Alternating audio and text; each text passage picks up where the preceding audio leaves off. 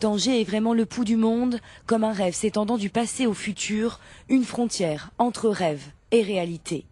C'est dans ces mots qu'en 1954, William Burroughs, le célèbre écrivain américain, décrit la ville du Détroit. Plus de 50 ans plus tard, Tanger n'a pas perdu de son éclat, mais elle a beaucoup changé. Aujourd'hui, la ville compte près d'1 million d'habitants.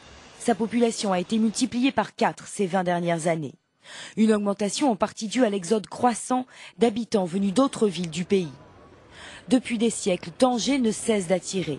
Son premier atout, sa position géographique.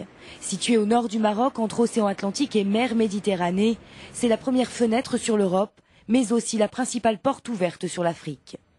Portugais, espagnols, anglais, français, allemands, tous ont convoité Tanger ces 2 derniers siècles.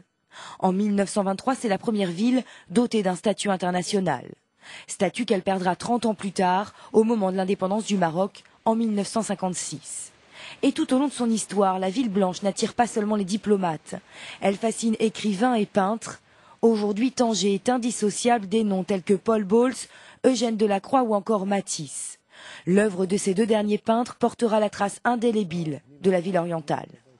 Des dizaines d'années plus tard, Tanger attire toujours. Mais aux artistes succèdent aujourd'hui les investisseurs étrangers.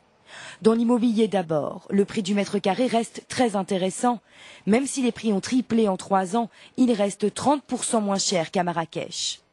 Mais à Tanger, l'Eldorado des capitaux étrangers, ce sont les zones franches, comme ici à côté de l'aéroport, où en 8 ans, 200 entreprises se sont implantées et près de 16 000 emplois ont déjà été créés.